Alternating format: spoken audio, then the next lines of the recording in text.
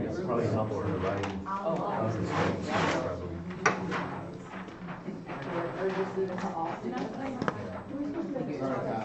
No, ours was first page. All right, post them when you get them drafted with your groups there. Then we'll take a look at each criterion.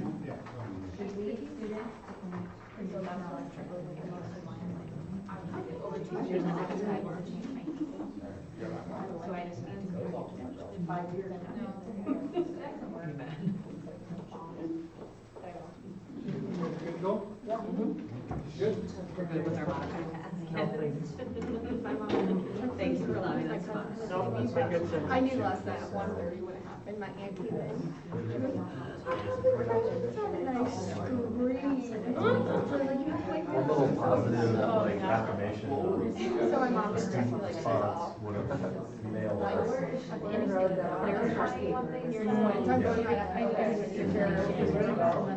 No, like she was going to, but she's like, I don't want to be that like crazy mom. She was like, all day, I think part of that's the. so when I told her, so we did it. She was very like, Said she was moved grade levels. no, yeah.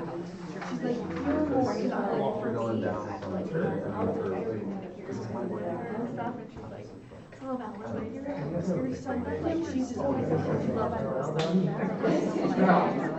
Yeah. So they were gonna wait for her. She was on the couch.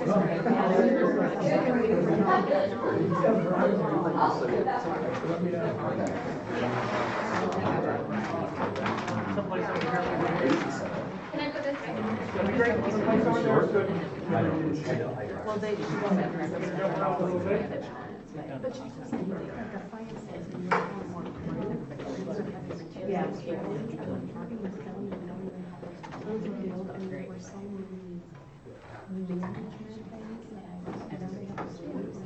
Okay, folks, thank you for pulling that together. Here's what we're going to do. We'll do a little bird walk here, and let's start with 5A. I want to acknowledge, though, 5B in this particular video was a real challenge, and so I amended their task here a little bit to strengthen evidence and artifacts you would see or ask to see or look for, because we didn't see that, but the lesson did not lend itself to seeing those type of things here either. So we'll mention that here in a minute. 5F, by the way, was the same. You just weren't going to be able to see that in this particular lesson. But in the field, you could ask for the evidence, artifacts, to observe and see those things so you could document those. So let's start with 5A. Where's my 5A group? We did the same thing because she didn't have any classroom assessments that we. That's fine. Will you please read 5A to the group, and then we'll look and see what you posted. Teacher uses a variety of methods to align classroom assessment with instruction, such as rubrics, entrance and exit slips, formative and summative assessments, student questioning, competency, observations, teacher or peer, and student self-assessment or reflection. And the criterion, again, stated what for 5A? Aligns classroom assessment with instruction. Assessment to instruction. So those are evidence and artifacts. Are those ones that you had documented? Look for, didn't necessarily see in this lesson, but could. Is there something else we've left off that we should have up there that you could see in a lesson?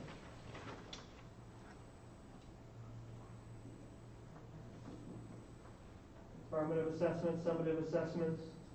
A lot of you did a good job when you saw those, putting them in parentheses or listing them out when you saw the exact strategy. I think the only thing that we saw in the lesson was student questioning, if she was thinking in her head based on how they were responding to her questions. Or we also talked about like observations as she was walking around, having them feel the crayon. Maybe she was looking at their papers and monitoring what they were writing. I don't know if she was or not, but hopefully maybe she could have been doing that as like a formative assessment as they went. But otherwise we didn't see any assessment. How would you know, or how could you know if she was changing instruction based on student feedback she was either seeing or observing? And based on the pre-conference, if you knew kind of how she wanted the lesson and experiment to go, if we noticed it was changing based on the previous conversation, maybe then that could be proof that she was doing it, or asking in the post-conference. Yes. So I'm getting that post-conference or their reflection if they're asked to do a reflection. If they tell you I was planning on this and changed, or I observed this and changed, then you know it was changed because of formative assessment. I I think we see a lot of teachers also state that, you know, like, I'm seeing a lot of da-da-da-da, so we're gonna do this Yes. instead. Yep. Or I'm gonna, you know, that they're open with students about that, because then that helps them really think about how to use formative assessment for themselves as students as well. Somebody asked a question in class and, oh, is that not clear to you? Or you do a thumbs up and thumbs down, you gotta change gears, right? You got it. But if you're looking for it, you know. Good. Criteria for 5B, read it so everybody knows, and acknowledges that this is a challenge to see in this video. 5B, 5B communicates assessment criteria and standards to all students and parents. assessment criteria. Again, watch an instruction. But here's what you could look for. Go ahead. We listed rubrics, evidence from parent-teacher conferences, newsletters or parent communication, posted learning targets or ICANN statements, report cards, progress reports, IEP goals, or IEP meetings. What else? Assessment criteria.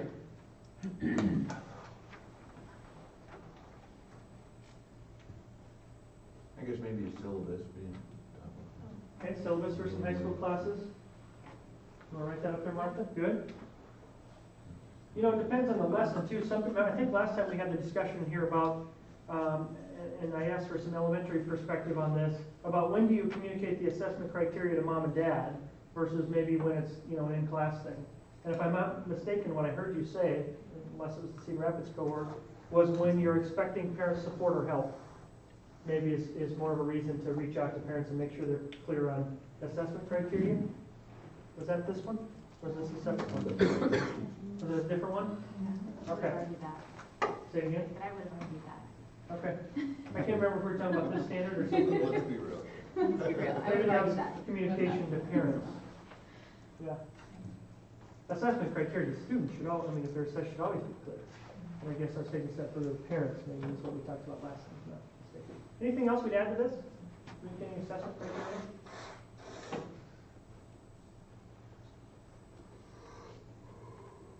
Glad to see learning targets up there. I can't statements. Okay, 5C, assessments. Criterion, where's my 5C group?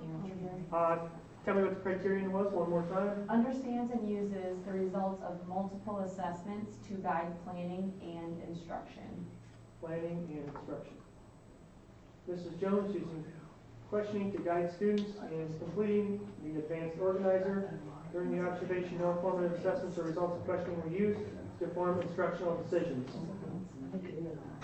Agreed? At least that we observed. Would this be an area that you would write a growth plan or in the improvement plan, which we'll write this afternoon? Could or should this be one that we focus in on? Yes. So let's leave that posted, because let's come back to that, because we're going to be asked to link that to the standard criteria. We'll come back to that. D, where's my D group? Criterion, please. Guide students in goal setting and assessing their own learning. We found two examples, and the first one was right at the beginning where she communicates lesson goals with students through behavior expectations and assessment worksheet to meet the learning targets. And then she also leads students to connect previous knowledge with their current lesson material on the rock cycle. Good. Good to drill in to find that stuff, but well written. At least this is one we could address. What do you think about that model language? You okay with it? That was a bit of a stretch, but we. Yeah, the connecting previous knowledge, we should have a At the very, right before we paused it, she said, she didn't say it well, but she said, think of science, what have we been talking about? What are you writing down? Think of science. So she was, I think, trying to lead them without saying, last week when we talked about this, I think she was trying to connect it, but she didn't do it well. Maybe, yeah, the questions didn't lend The themselves. questioning. It was too abstract for fourth graders most likely, but I think the intent was in the right place. I think it's too abstract for somebody who might have learning difficulties or any cognitive disability that would not allow them to just get it an incidental questioning, that needs to be overt. Good. Now, how much you know, similar to what a group said, how much you realize how she was trying to connect, even if she didn't do a good job with it. Again, post-conference, reflection, If you talk about your pre-conference, you might get a sense, or during the actual observation based on questioning strategies that were little to nothing. But maybe trying to get at that, you can see if she's trying to make those connections, sometimes better than others. And some concepts lend themselves to that better than others. Where are we at? E?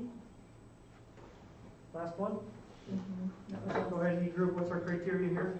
I think is it constructive, provides constructive and timely feedback to students and parents. Got it. And then we said Mrs. Jones, we made this up, part of it. Mrs. Jones provides feedback to parents by submitting progress reports and grades quarterly. During the observed lesson, Mrs. Jones encouraged students to write or draw their observations. This demonstrates Mrs. Jones providing differentiated support to all students. Furthermore, she took their responses and wrote them on chart paper so they could refer back to them. Thorough, good evidence in there, even though we made a little bit of it up, right? But it's well written, what is there as well. What other criteria would you, thank you, group, for that. What other criteria would we look for traditionally in the standard 5E? Oh, Provides where'd that pen go? I think you have timely some feedback. scripting, like when it talks about substantive feedback, that's her building off of what the kids are saying, so that would be some of your scripting as you wrote the lesson. Okay. It's just, you know, that they're saying something and then she's clarifying that or repeating back to them. I think that would be some observational feedback that you would look for. We talked about it. It would have been easier had she given some affirmation of what the students said when they reported out their observations. She didn't really give them, I mean, she wrote it on the board, which is kind of feedback. She would have written it up there if it was wrong, but she doesn't say, you know, that's a really interesting observation you made. Can you know, she doesn't prompt for more or even really acknowledge that the student gave a good response. Right, she doesn't tie it to the prediction either. No. How did your observation match your prediction? That would have made it stronger. So this, yeah, the student, she puts on the board, but no real feedback about. Yeah, it's kind of just out there. And we talked about that, maybe she was going to collect those worksheets and provide some feedback later. We don't know that for sure. Yeah, and that might not be bad, but then I would question if that was timely. Right. You know, because she had opportunities during the lesson, but that's another thing that you could certainly talk about if you saw a pattern with her at your post-conference or an improvement plan. This one comes into play often. Where do you think?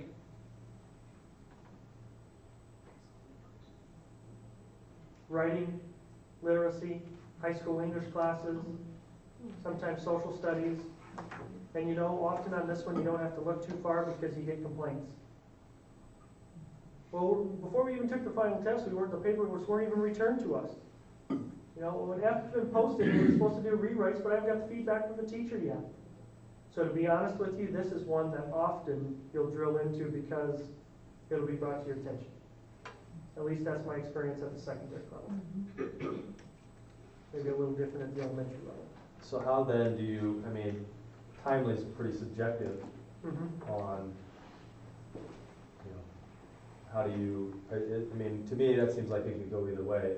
If I was, you know, out to get if I had a teacher that I didn't really like, you'd say, well, you know, you were a week late on grades, whereas you might overlook that on a teacher that's better.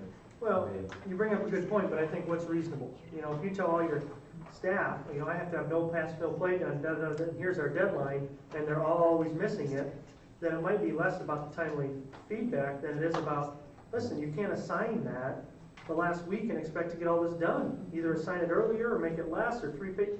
You know, it's got to be doable too, so it might lead to other conversations. But does that go to the then standard 8 where they're not, I mean, effectively doing their job if they're not getting grades submitted on time? Could. Isn't that fall more standard 8? Could. Or would you do it? Would you do both? I think this gets more at the feedback.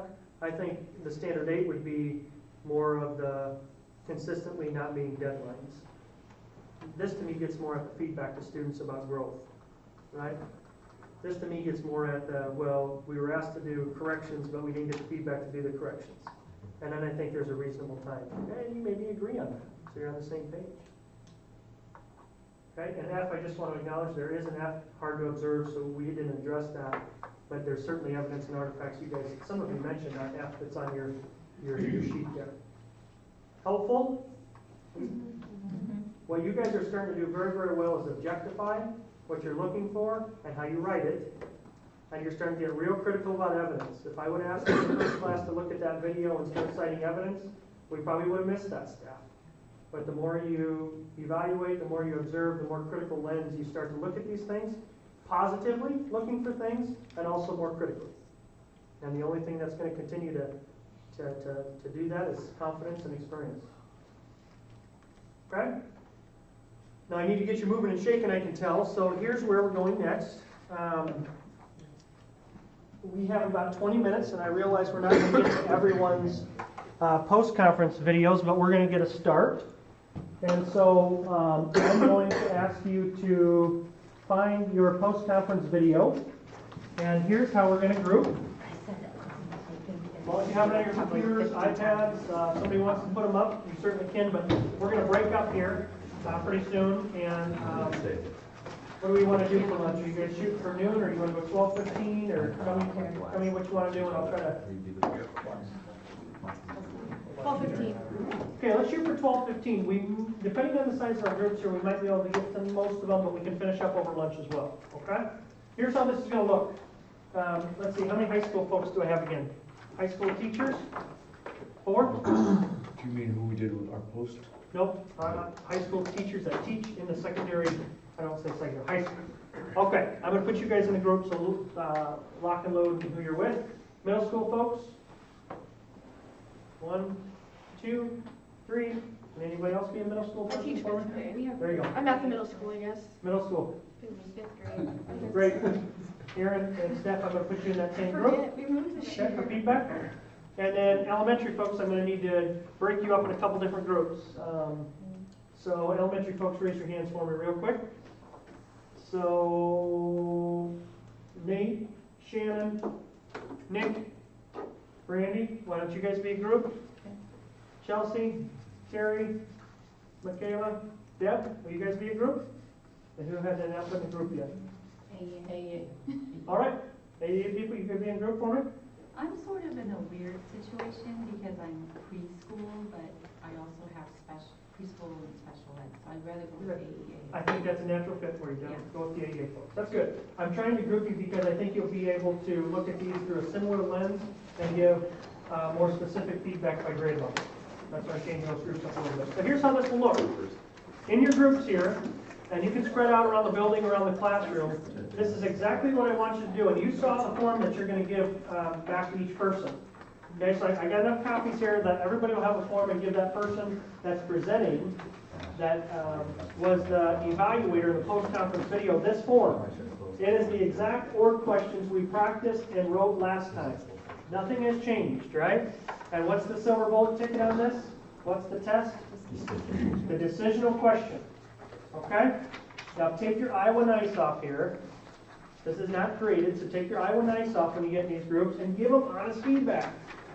Okay? If they asked a crappy I question, or could have asked a better one, tell them. I think this would have been a more appropriate question, which would have got to a better decisional question. It's not graded. Okay? Tell them now so when they actually sit down next year or 2 years with the teacher, they're better at this. Okay? So on your form that I will not collect, the facilitator means the person who was the evaluator facilitating the post-conference meeting. This is who you're going to give it back to.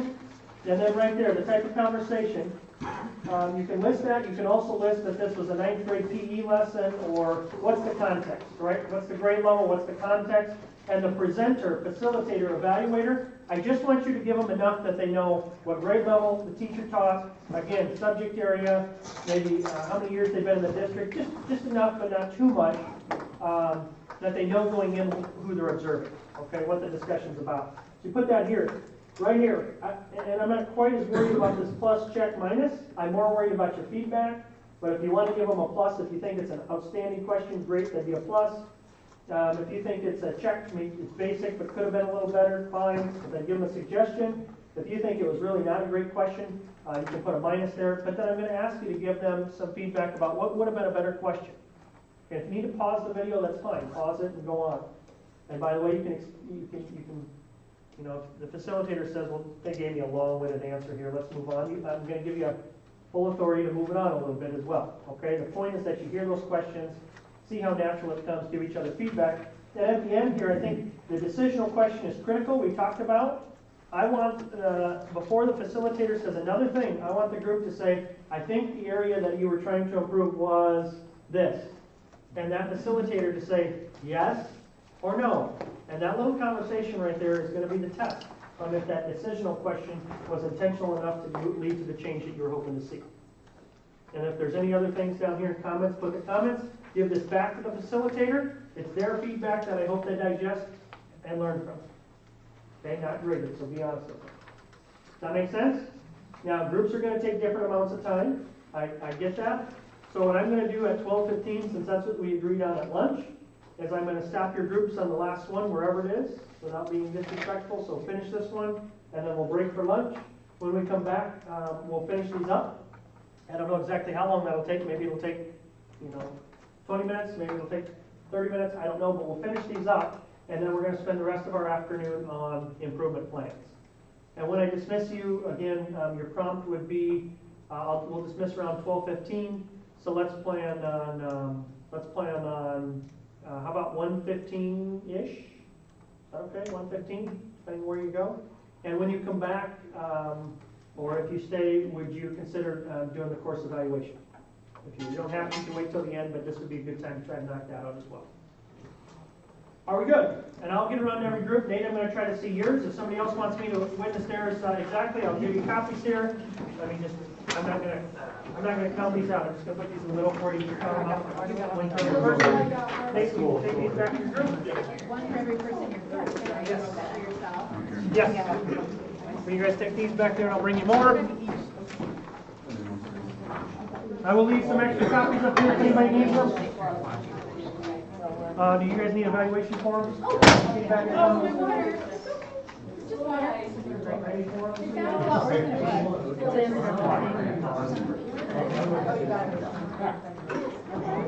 guys have your feedback forms? Nate, let me know when you're presenting. Water. Okay, what's wrong with it? It's like, are you sure? So now I need to go fill out more. I'll grab the forms. I don't know.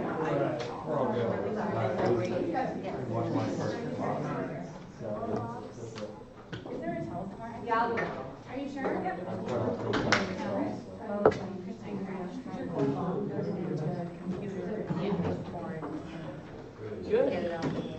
Just to preface, Sarah Forrest, the teacher, she was teaching math lesson. Tomography is not, Coming up one more time, Nate. Third grade, math lesson on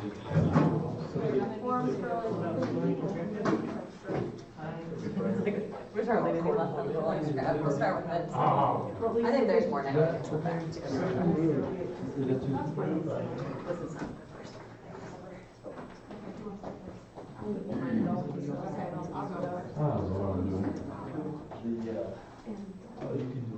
Just Friday. see it. Are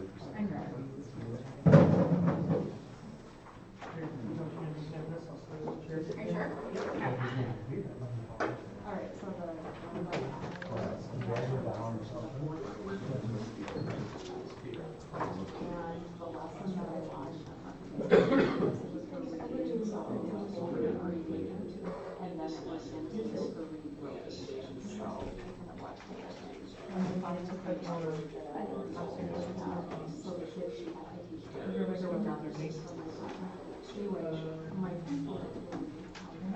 I think it's on top of my bag.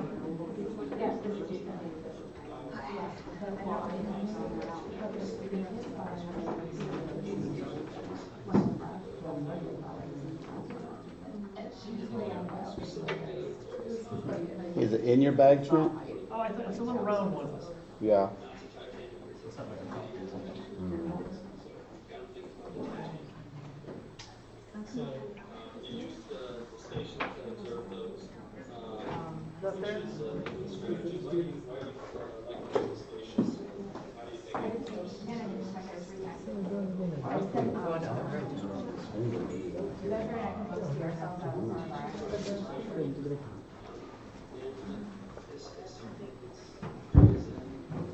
and then left it in my chair if I had one.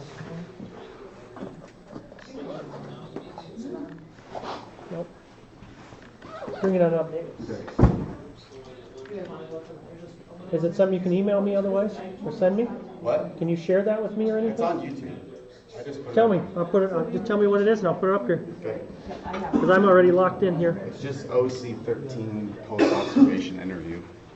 Should be the On first. YouTube? Yep. Drake OC 13. Like that? I didn't catch that. Hopefully. Yep. You might have to do post. Oh, yep, right there. We're gonna be up here, gang. This is Nick Robinson here for this post-observation interview with Sarah Flores. Sarah, what do you remember most about the lesson that I observed? It was a two-part lesson starting with EMR. We're just gonna hop into another little room with all the toys. Oh, there are tons of other rooms. Anything that's open. Was there anything that stood out to you maybe that worked really well or maybe that you I think what I struggled with and struggled with particularly in this lesson was the students and their knowledge on the subject. I have students that really understand elapsed time and have no problem whatsoever doing story problems or more hands-on problems with that particular subject, and then I have kids that just simply can't tell the time even to the hour. So that was something I struggled with immensely. Okay. How do you feel the lesson went overall? Going back in hindsight, I think that there were some opportunities where students were able to shine, but I think one of my downfalls and one thing that I tend to do, I've noticed over the years of teaching, one of the things that I tend to do is when it's a subject that I know that there is going to be a huge discrepancy, or I think that the students are going to struggle, I tend to revert back to, I'm just going to tell them what they need.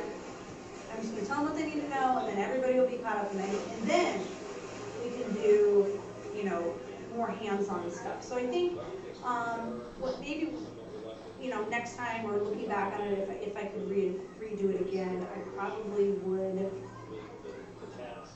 provide more opportunities for them to do, like learn from each other, or maybe compare the high with the low for that sort of a situation, and just kind of see what they can come up with on their own. Do you think maybe like when you incorporated your stations that you could have kind of differentiated back at the table like with you, and then like, the other students, like they know how to do their recall work and stuff like that? Definitely, yep. And so I think that's one thing looking back on it I would change or tweak. What are some ways that you believe that you could have increased student voice? I know I talked to you a little bit about Student voice. Yeah, and I think definitely going back to what I said earlier, having it more be a student-led lesson, also where they are given opportunities to explore. Because I think, once again, when you get those students that are really, really high, they just take off and they dump. And then you get the kids that are low, and they tend to be afraid to speak up, whether it be because they don't have a schema, or they really can't contribute in some way, or they're scared because they see the discrepancy. They see, here's the goal, this is what my teacher is wanting me to do. I have no idea what she's even talking about. This student gets it. So that can be very, very intimidating, especially if you're in a whole group setting. Whereas, if you did, even groups of 2 or 4 might be nice too, or rotations, a more relaxed setting, I think would be, I don't know, I think it would potentially foster more rapid growth and deeper growth, And 2, I think, once again, I tend to to dominate and think, okay, since there's such a big gap, I'm just going to fill in, this is what they need to know, But because you're the quote-unquote expert. Yeah, I'm the expert. And oh my gosh, we have so many years that we're behind and all these things that we have to catch up with. So if I'm just going to plug this in, then later they can do the deeper learning. But I found, and I'm finding actually in the last couple of days here, I'm having to go back, like it really didn't stick with them. And perhaps if they were to do, you know, more group with each other, and that's what I've done in the last couple of days, I just feel like it's deeper learning, and they're learning through their exploration, and they're coming up with really good questions, and things that is not allowed in a whole group setting. Well, even like how you went and you did a good job of modeling the clock and different things like that the last time. Because that's still a good research-based practice, is to model your thinking so they can kind of understand it from the expert, so to speak. What are ways that you feel like you can increase the student voice in that type of stuff? Because the productive groups and the cooperative groups are a good way to lend themselves to talking and stuff, but how could do you feel give the kids more of a voice?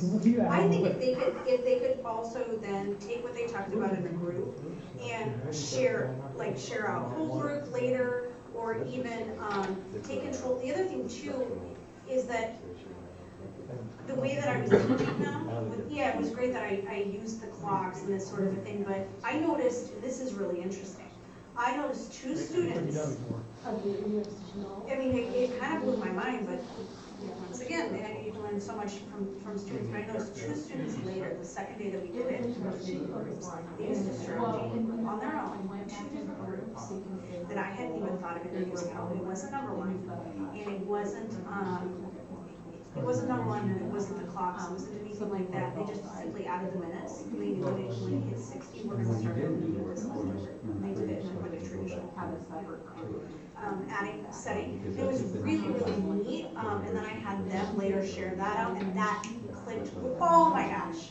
I had some really little kids who were like, that's all that it is? Oh. And I think that's definitely the case of that the kids all know more than what sometimes we think. Oh, yeah. Just to make sure we're not totally taking it. Well, and dominating. And 2, that was another point of me thinking to myself, oh, they're so disruptive. If I mention one of my strategies right now, or if I have them try it on their own, oh, it's going to push them over the edge, and then they're really going to lose them. And not at all. In fact, I was the one deterring their growth. And yeah, I think I have to remember too, not making predictions and not making conclusions before I've even given them an opportunity to try. I mean, I think, yeah. And well, and I've done this for years, and here we go again. So, I mean, I think this has been, a wonderful experience, and, having me reflect just even myself. And here we go, I mean, we've made growth in 2 days, for me actually releasing the responsibility to them. And in their faces, they just were, okay, engagement increased significantly. And just, I think the engagement increased because it was more stimulating, more interesting, and then also, though, the pride. And I figured this out on my own, and I came up with a way that she didn't even think of, and this works. And she's so this, like later it was like, oh, we could have solved this a lot easier. Yeah, no, we kind of hit on my last question. My last question was, what practices will you continue to grow in? And I like how you said that even after the lesson that you kind of noticed that you were dominating that. That's good self-reflection. Yeah. And then ways that you've increased student engagement and just overall voice is really done well. Do you feel you need any added supports or help to grow you in that area, or any specific area you'd like to grow? I would like more, yes, I would like more times where people come in and observe, whether it be formally or informally. I would also like too, that when there's other support staff in here, and I've said it, although I don't know if I don't want to say don't have time to I mean, because they're running their own groups or whatever, but or they feel like maybe they don't want to see I don't know. I love constructive criticism. I think it's done right. It's very powerful. Right, and so like I would like more opportunities where somebody says, hey, I noticed you did such and such, and I mean, there's also positive things that happen in the classroom that I don't necessarily notice. And I know that sounds kind of strange, but when it's a lot of things going on, I mean, I've noticed, hey, so-and-so actually, yeah, he got it today. Wow, did you see the look on his face when you said, you know, or when he worked with, I noticed, you know, that a student had more growth when they worked with a different partner, or I would like that type of feedback. I would also like feedback on, hey, have you ever thought of trying, or what about this? Those sort of things, just to kind of help keep me engaged and keep me focused. So when you do this every day and you do it for years, you can say that you want to be more reflective, but it's very difficult to do. I don't notice things about myself. And so it's very hard to see things to tweak or things to keep going at it. And be involved in the lesson, and so I guess bottom line, I would just like more opportunities where all different types of people come in. And this sounds a little strange, but I think this would be exciting to also have like special. No, just if she'd be, because she wants more like feedback. If she was open, just videotaping herself. I mean, nothing towards. Good, that's good. Okay. I think we got the deep question. So let me ask you, Nick, what area do you think you want the teacher to improve? I would say probably the student voice. Student voice? Student voice engagement. Yep, I was on both. I said student voice or student engagement. I wasn't sure exactly, but one of those two. Student voice. And Nate, what did you want this teacher to improve on? Yeah, because it was student voice. Because I talked to her like when I observed the lesson, like for the first 30 minutes, it was 27 minutes of teacher voice, 3 minutes. Oh, besides the But you can tell she's very reflective. No, it could, I think. Give up any voice to give kids, it's gonna be a challenge for her. But on the flip side, she's wanting to support them. And welcome. Well, and that's not, yeah. Oh, yeah. And that's what I touched base with her too at the end, is not everybody is that open to. That was great. Reflective, so she wants, she'll take the feedback. And yeah, the only thing, I think your questions, I missed the first O question, I don't know if anybody caught it. But What went well or not well was what I wrote down for you. I had what did you struggle with, but we were just talking, that was more reflective, yeah, I think. I jumped right into reflective too, so I wasn't sure if you asked any O or not. And point taken, I think you got to the point here. The only thing I would say, Nate, we also have either voice or engagement, and I think there's a bit difference in voice versus engagement. At least my perception is engagement is how well I was engaged in the learning target. Okay. And when I think about student voice, I think about students being able to speak and approach the teacher and share and maybe even guide their own learning. So my only concrete feedback that I tried to write here is the more, she mentioned a couple times, you know, I talk about when you get to that point in the real deal, not necessarily the same for the activity, try to narrow your focus of improvement to right in when she opened that door. See what I'm saying? When she said, yeah, I realized I talked more of that, and you're after student voice, you know, you did notice. I documented there that you talked for the first 23 minutes. And she was, 20, was it really 23? I didn't think it was 23. You know, I knew boom, that's your end. This process worked because she said it, she opened the door in.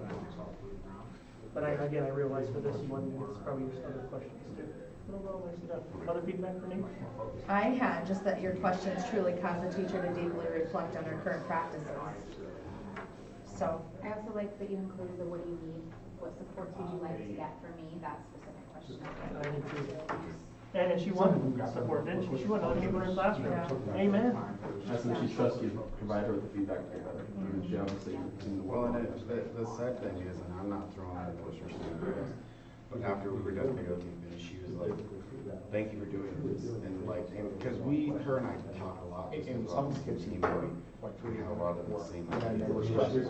She's like, you've given me more constructive criticism and ways to do things. Yeah, and you know, a good portion of it. And that's seemed like a natural conversation here. Yeah, no, and I told her that too. Like at first, it was kind of like nerve-wracking video, and then like I just felt like we just kind of got into it and just had like a real, like it didn't even feel like observation discussion. It just felt like a real discussion. Instructional conversations, yeah. So the rule of thumb on these is technically try to get the teacher to speak about 80% of the time. It is hard, but you know what? Yeah. It is, but them for them to reflect on what you're talking about. Is that what you said? But I would say that you probably had her talking 85–90%. So, I think it's good, well done. Go ahead. I just went. Let's get another one in. When I tried to send mine to you, it said it was too large. How do is there a way that I can?